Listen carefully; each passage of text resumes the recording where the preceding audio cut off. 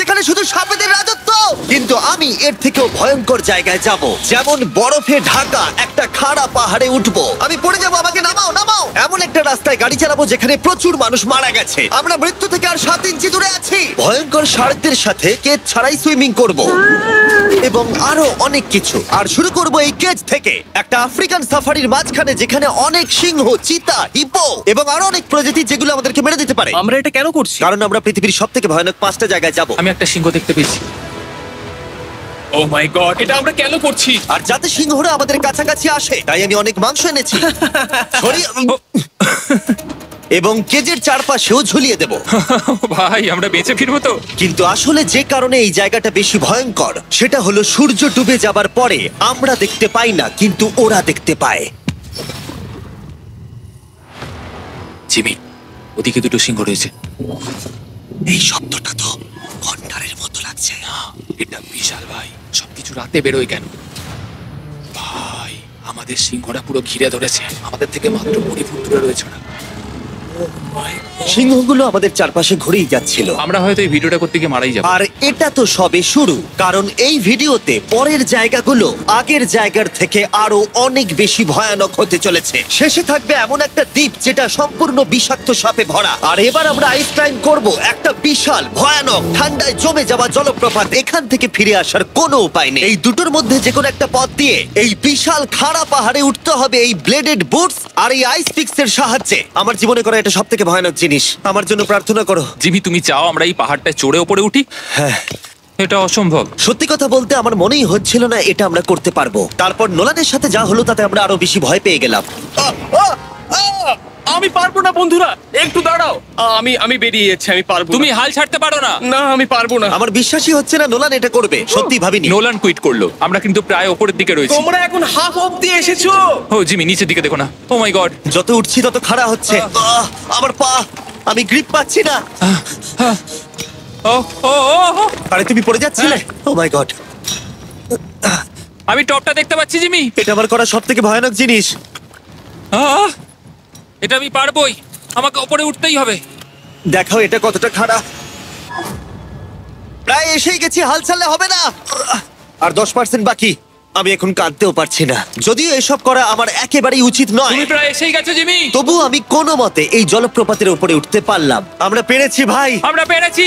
আহ, কিন্তু আমার মনে হয় নোলান একদম ঠিক করেছে। কিন্তু এবার আমরা দেখবো নোলান লিস্টের 3rd প্লেসে গিয়ে কি করে, যেটা অবস্থিত বলিভিয়ায়। সেখানকার ডেথ রোডে আমরা ড্রাইভ করব। আর এখন আমরা রয়েছি পৃথিবীর সব থেকে বিপজ্জনক রাস্তায়। এই জায়গাটা যে কোনো স্কাই স্ক্রিপারের থেকে অনেক বড়। আমি বুঝতে পারছি না আমরা কেন এখানে এলাম। মিথ্যে বলছি না, এই রাস্তায় অনেকজন মারা যাওয়ার কারণে এই রাস্তাটা 1 যুগ আগেই বন্ধ করে দেওয়া হয়েছিল। এই রাস্তায় গড়ে প্রতি বছর 300 জন মারা যেত, কিন্তু আমাদের কাছে গভর্নমেন্ট পারমিশন রয়েছে, তাই আমরা এই রাস্তা দিয়ে যেতে পারি। পারমিশন না পেলে খুব ভালো হতো। চিন্তা করো না, কিচ্ছু হবে না, না। আমার তো চিন্তা হচ্ছে। এবার বুঝতে পারছি কেন ডেথ রোড বলে। কিন্তু তুমি এমন চালাচ্ছ জানো এটা খুব সাধারণ রোড। ও। দেখো তোমার জীবন আমার হাতে রয়েছে, তাই তুমি এরকম না, তোমার জীবন আমার হাতে রয়েছে। দেখো স্টিয়ারিংটা মনে হচ্ছে কেঁপে উঠলো। চেয়ারের দিকে হাত সরিও না। আমরা এখন মৃত্যু থেকে মাত্র 7 ইঞ্চি দূরে আছি। আমরা খাদের খুব কাছে রয়েছি। সাবধানে সাবধানে সাবধানে। বলছো নাকি? ও মাই ফ্ল্যাশ করছে? গড, আমার লাইফ ফ্ল্যাশ করছে, ফ্ল্যাশ করেই যাচ্ছে আচ্ছা, বারবার। আর যদি তোমরা ভাবো এটাই সব থেকে বিপজ্জনক, তাহলে বলে রাখি আমাদের রাস্তায় আরো 3টে বিপজ্জনক স্পট বাকি আছে। রাস্তা আস্তে আস্তে আরো সরু হয়ে যাচ্ছে। এই জায়গাটা কিন্তু খুব সাবধানে চালিও। Oh my God! দেখো ওই জায়গাটা টায়ার কিন্তু মাটিতে থাকবে না, দেখতে পাচ্ছো? হ্যাঁ, সেটা আমি দেখতে পাচ্ছি। ও মাই গড, দেখো খাদটা ও, কতটা দাঁড়াও। গভীর। নোলান, তুমি কি একটু গাইড করতে পারবে? অবশ্যই, গাড়ি থেকে নামতে পারলে খুবই খুশি হব। ও দেখো পড়ে যেও না ভাই। এটা কি? একবার দেখো খাতটা কতটা গভীর। সত্যি অনেক গভীর। এখান থেকে একটা ওয়াটার হ্যাঁ, এখান থেকে আমাকে বার করো। ঠিক আছে। এটা তো পাগলামো ভাই। আমাদের গাড়িটা খাদের একেবারে কিনারায়। গাড়ির চাকা এই গভীর খাদের একদম পাশ দিয়ে যাচ্ছে। এটা পাগলামো। সাবধানে, এই জায়গাটা ঢালও রয়েছে আর খুব স্লিপও আছে। এগিয়ে এসো। নোলান, তুমি একেবারেই ডিরেকশন দিতে পারো না। আসলে আমি এখন চেষ্টা করছি গাড়ি থেকে বাইরে থাকার। অত ভালো ডিরেকশন আমি দিতে পারি না। তুমি ভিতরে ঢুকে পড়ো, কিচ্ছু পারছো না তুমি। ঠিক আছে। তাড়াতাড়ি বসো, এবার আমি স্পিড তুলবো। নোলান, তুমি কি জানো এই রাইডে কি করলে বেশি মজা হবে? কি? আমাদের brand new festival creamy peanut butter cup খেলে। ও, আমি ভাবলাম তুমি বলবে গাড়ি আসতে চালালে। না, ও মাই ফগ গড। অনেকটাই বেড়ে যাচ্ছে, সামনে ঠিকঠাক দেখা যাচ্ছে না। রাস্তার বেশ কিছু অংশ একেবারেই সাধারণ, কিন্তু বলিভিয়াতে ওয়েদার খুব তাড়াতাড়ি চেঞ্জ হবার কারণে হঠাৎ প্রচুর কুয়াশা মৃত্যুদূত হিসেবে সামনে চলে আসে। আরে দাঁড়াও দাঁড়াও দাঁড়াও দাঁড়াও দাঁড়াও দাঁড়াও, আমরা ধারে চলে এসেছি।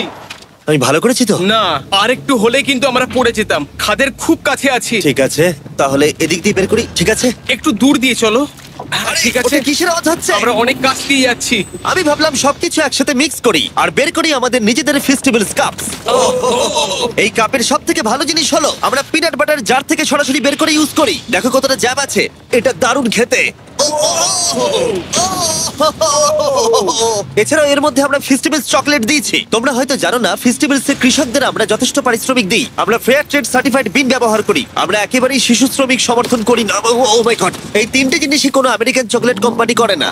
নোলান, হ্যাঁ, এক যুগ তো কেটে গেছে, দেখে নাও ব্রিজটা ঠিকঠাক আছে কিনা। ঠিক আছে। আমি শিওর হতে চাই যে এটা ভেঙে পড়বে কিনা, কারণ আমি মরতে চাই না। নোলান, ব্রিজটা পরীক্ষা করো, সব ঠিক আছে? হ্যাঁ, ঠিক আছে। বিগ চকলেট তাদের কৃষকদের মজুরি কম দেয় আর শিশুদের দিয়ে কাজ করায়। শুধুমাত্র পশ্চিম আফ্রিকাতেই লক্ষ লক্ষ শিশু শ্রমিক রয়েছে যারা কোকো ফার্মে কাজ করে। তাই তোমাদের এটা খাওয়া উচিত শুধুমাত্র স্বাদে দারুণ বলেই নয়, বরং চকলেট ইন্ডাস্ট্রিকে একটা বার্তা দেওয়ার জন্য। তোমাদের কৃষকদের যথেষ্ট পারিশ্রমিক দাও আর শিশু শ্রমিক প্রতিকার করো। এটা তো পাগলামো ভাই। আমরা ডেথ রোড সার্ভাইভ করলাম। अरे कहना क्या चाहते हो? এখন অব্দি আমরা সার্ভাইভ করেছি, কিন্তু পরের বোনাস প্লেসে কার্ল আর নোলান শার্কে ঘেরা সমুদ্রের একেবারে মাঝখানে যাবে। আর কিছু কারণবশত জলে কেজের মধ্যে থাকবো না। হ্যাঁ, ইউজুয়ালি আমরা এটাই ব্যবহার করি, কিন্তু এবারে আর করব না। এখানকার শার্কগুলো অতর্কিতে আক্রমণের জন্য বিখ্যাত, আর এটাই এই জায়গাটাকে ইউএস এর সব থেকে বিপজ্জনক করে তুলেছে। বিশ্বাসই হচ্ছে না আমরা এটা করতে চলেছি। ও মাই গড, এগুলো তো অনেক বড় শার্ক। ও মাই গড। ভাই, আমরা এটা কেজ ছাড়া কেন করছি? ভাই, তোমার পেছনে পেছনে। ও মাই গড, এটা অনেক বড়। নোলান, এক্ষুনি ভাই, নামো। আমার ইচ্ছা করছে না, আমি যেতে চাই না। সত্যি আমি মরতে চাই না ভাই, মরতে চাই না। ও মাই গড, এটা তো অনেক বড়। ঠিক আছে, ঠিক আছে ভাই, এই শার্কগুলো তো দ্বিগুণ বড়। আমি আর যাচ্ছি না, হয়ে গেছে। কিন্তু দ্বিতীয় বিপজ্জনক জায়গার কাছে এটা কিছুই নয়, যেটা অবস্থিত অ্যামাজন রেন ফরেস্টের একেবারে মাঝখানে। এখানকার সৌন্দর্য দেখে বোঝা যাবে না জায়গাটা কতটা বিপজ্জনক, কারণ কিছু মুহূর্তের মধ্যেই এই জায়গাটা এরকম থেকে এরকম হয়ে যেতে পারে। একটু ঝড় বৃষ্টি হলেই এখানে জলস্রোত নেমে আসে এবং গোটা এলাকা ভাসিয়ে দেয়। আর আজকে আমরা দেখব গোকটা ক্যাটারাক্টস ওয়াটারফল, যেখানে জলস্রোত নেমে আসছে 1000 ফুট ওপর থেকে নিচে জলাশয়ের মধ্যে।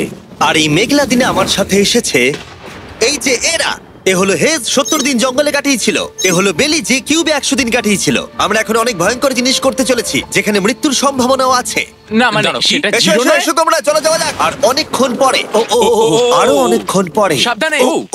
সব থেকে পিচ্ছিল জায়গায় ট্রেক করা, বিশাল খাড়া জায়গায় যাওয়া যেখানে এখনো মানুষের পা পড়েনি। বেঁচে গেছি। আমরা শেষ পর্যন্ত গন্তব্যে এসে পৌঁছলাম।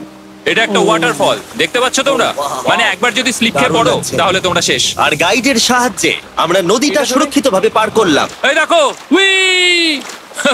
আর তারপরে আমরা কিছু দড়ি সংগ্রহ করলাম, যাতে আমরা ওয়াটারফলের নিচ অব্দি দেখতে পারি। নিচ দেখতে পাচ্ছ? ওয়াও, এটা দারুণ লাগছে। হা! কিন্তু যেমনটা আমি আগে বলেছি, এই জায়গাটা দেখতে যতটা সুন্দর, এক মুহূর্তের ব্যবধানে এটা প্রচন্ড ভয়ঙ্কর হয়ে উঠতে পারে। এখন বিশাল পরিমাণে ঝড় বৃষ্টি শুরু হয়ে গেল।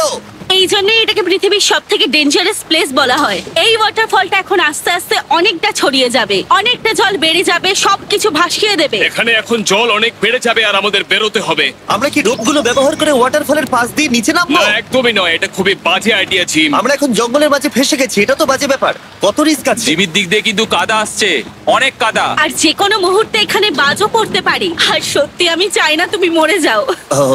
তাই আমাদের ইউটিউব ভিডিও এমার্জেন্সি অপারেশনে বদলে গেল। একটাই উপায় আমরা বেরোতে পারবো, একই পিচ্ছিল এবং খাড়া পথ দিয়ে আমাদের ফিরতে হবে। আর কিছুক্ষণ বৃষ্টি হলে এই জলস্রোত সবকিছু ভাসিয়ে দেবে। তোমরা দেখতে পাচ্ছ জলের পরিমাণ অনেকটা বেড়ে গেছে, আমাদের রাস্তাও ব্লক হয়ে গেছে। আমাদের এই দড়ির সাহায্যে বেরোতে হবে, অনেকটা সময় লাগছে। তোমাদের মনে আছে যখন আমি এই নদীটা পার করছিলাম আর হাসছিলাম? উই! এখন আর একদম হাসি পাচ্ছে না। আমার সত্যি খুব ভয় করছে যদি আমি পড়ে যাই। এই যে সেই ওয়াটারফল যেখানে আমি তলিয়ে যাব। জলের স্রোত দেখো, মানে দেখো, আমি মজা করছি না। এই দড়িটা ধরো আর নিজেকে ঠেলে ওপরের দিকে ওঠো। আমাকে মরতে দিও না। আর অনেকক্ষণ পরে জল আর কাদার বন্যায় ট্রেকিং করে আমরা এই পাহাড় থেকে প্রাণে বেঁচে ফিরলাম। এখন আমরা পৃথিবীর সব থেকে মারাত্মক জায়গায় যেতে চলেছি। আমাদের লিস্টে পৃথিবীর ভয়ঙ্করতম জায়গার মধ্যে 1 নম্বর। আর এই ভিডিওটা সব থেকে ভালোভাবে শেষ করার জন্য আমরা এসেছি পৃথিবীর সব থেকে বিপজ্জনক আইল্যান্ডে। কেন এমন আইল্যান্ডে যাচ্ছি যেখানে কিলিং মেশিন ভর্তি? মনে হয় আমরা মরবো। বাই। Bye bye. এখন থেকে অফিসিয়ালি আমরা কাল অবধি আছি। এটা সত্যি, আমরা পৃথিবীর সব থেকে বিপজ্জনক আইল্যান্ডে সারা রাত কাটাবো। আর আমাদের প্রতি পদক্ষেপে থাকবে অজস্র সাপ। শুধুমাত্র স্পেশালাইজড পোশাক আমাদের বাঁচাবে এই সমস্ত ভয়াবহ বিষধর সাপের হাত থেকে। যে কোনো জায়গায় সাপ থাকতে পারে, তাই না? হ্যাঁ, জিমি, কি হবে যদি কোনো সাপ আমাদেরকে কামড়ে দেয়? বেসিক্যালি যেই বিষ তোমাদের রক্তে এসে মিশবে, তোমাদের স্কিনের কালার চেঞ্জ হয়ে যাবে আর 1 ঘন্টার মধ্যে তোমরা মারা যাবে। এটা খুবই ভয়ের বিষয় যে আমি যে কোনো সেকেন্ডে মরে যেতে পারি। এটা পাগলামো ভাই। গোটা আইল্যান্ডটা কিলিং মেশিন দিয়ে ভর্তি। এটা কিন্তু দারুণ ব্যাপার। ওপর থেকে কিন্তু দারুণ লাগছে জায়গাটা। তুমি এখান থেকে পড়ে গেলে কিন্তু মরে যাবে। হ্যাঁ, সেটা আমি সবাই জানি। খুব সতর্ক থেকো। তোমরা হয়তো ভাববে স্নেক আইল্যান্ড নাম বলে এখানে হাজার হাজার সাপ ওপেন ঘুরে বেড়াবে, কিন্তু মাটিতে বসবাসকারী প্রাণীদের সাপগুলো মারার পরে ওরা এখন গাছের পাখিদের শিকার করে, কারণ এখন ওরাই একমাত্র জীবিত শিকার। এখন আমরা অফিসিয়ালি জঙ্গলে প্রবেশ করছি। যে কোনো মুহূর্তে সাপ গাছ থেকে লাফ দিয়ে আমাদেরকে কামড়াতে পারে। এতক্ষণ পায়ের চিন্তা করছিলাম, এখন তো গাছ থেকে সাপ পড়ারও আশঙ্কা রয়েছে। এটা পাগলামো ভাই। ও ও ও, এখানে একটা আছে, আমার মুখের সামনে ছিল। এই সমস্ত সাপেদের ধরে বিজ্ঞানীরা তাদের বিষ বের করবে, আর সেটা দিয়ে তারা অ্যান্টি ভেনাম তৈরি করবে। তারা ওটা বিষধর। হ্যাঁ, তার মানে ওটা আমায় কামড়ালে আমি মরে যাব। হ্যাঁ। ভালো করে কিন্তু ধরে রাখবে। এটা একটা বাচ্চা। ও না না, এ তো হারিয়ে গেল। তুমি এটাকে ফেলে দিলে। না, পালিয়ে গেল। এটা পালিয়ে গেল। কিন্তু তুমি, মানুষটা সাপটাকে এমন ভাবে ফেললো যেন আমি আমার ফোন ফেলেছি। যত আমরা জঙ্গলের গভীরে ঢুকছি, ঝোপঝাড়গুলো খুব ঘন, আমি আমার সামনে 2 ফুটও দেখতে পাচ্ছি না। যে কোনো জায়গায় সাপ থাকতে পারে। আরো বেশি সাপ দেখতে পাচ্ছি। এখানে একটা ও, ও, ও। আর ওখানে একটা। এবার কিন্তু ছাড়বে না, ঠিক আছে? ঠিক আছে। তাড়াতাড়ি ভিতরে ঢুকিয়ে দাও। এই সাপের বিষ কতজন মানুষের জীবন বাঁচাতে পারে? প্রায় 1000 জনের। ও, এটা তো অসাধারণ। সারা বিশ্বের যত অ্যান্টিভেনম পাওয়া যায় তার 90% ব্রাজিল থেকেই পাওয়া যায়। তার মানে হলো যতগুলো সাপ আমরা ধরবো তত হাজার মানুষের জীবন বাঁচবে। জিমি, ওখানে আরেকটা সাপ রয়েছে।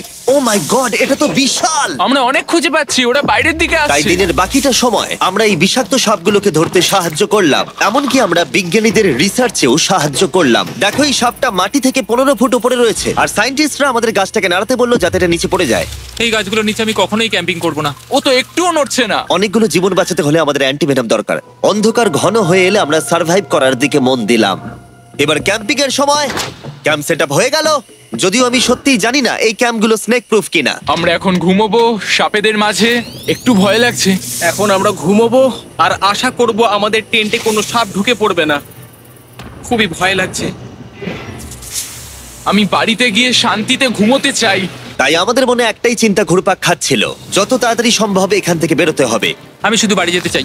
একটা বিশাল আইস মাউন্টেনে ওঠা থেকে শুরু করে এমন রাস্তায় ড্রাইভ করা যেখান থেকে 1000 ফুট নিচে পড়ে যাওয়ার সম্ভাবনা আছে, শার্কে ঘেরা সমুদ্রের মাঝে সাঁতার কাটা কোনো কেদ ছাড়াই, এবং সবার শেষে আমরা স্নেক আইল্যান্ড সার্ভাইভ করেছি এবং কেউ মরেনি। দেখার জন্য ধন্যবাদ।